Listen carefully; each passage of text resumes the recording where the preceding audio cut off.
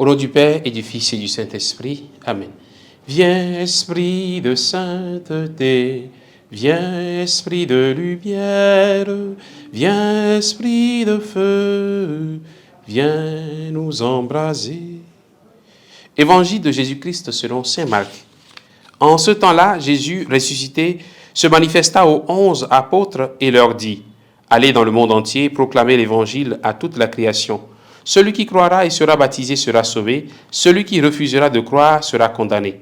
Voici les signes qui accompagneront ceux qui deviendront croyants. En mon nom, ils expulseront les démons, ils parleront en langue nouvelle, ils prendront des serpents dans leurs mains, et s'ils boivent un poison mortel, il ne leur fera pas de mal. Ils imposeront les mains aux malades, et les malades s'en trouveront bien. » Acclamons la parole de Dieu. Louange à toi, Seigneur Jésus. Bien-aimés de Dieu, frères et sœurs en Christ, nous sommes aujourd'hui le samedi 25 janvier. Nous célébrons aujourd'hui la fête de la conversion de Saint Paul.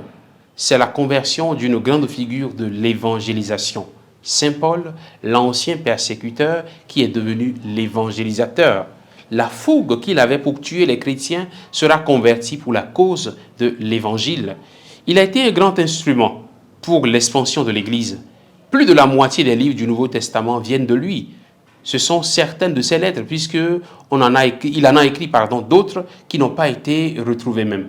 Il en a tellement écrit, tellement il était débordé par la grâce de l'Esprit qui le poussait à aller de l'avant. Il est devenu un être nouveau et sa conversion nous interpelle. Suis-je vraiment converti, moi? Es-tu vraiment converti? Sommes-nous vraiment convertis?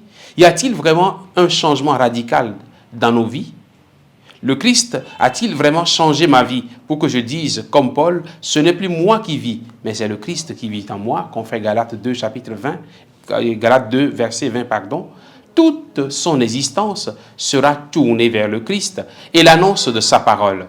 Toute sa vie est orientée vers celle du Christ. Il est devenu un fou du Christ. Pour moi, vivre, c'est le Christ. Philippiens 11, verset 21, 27. Sa vie terrestre n'a de sens que si elle est orientée par le Christ. Frères et sœurs, nos vies sont-elles vraiment portées par le Christ?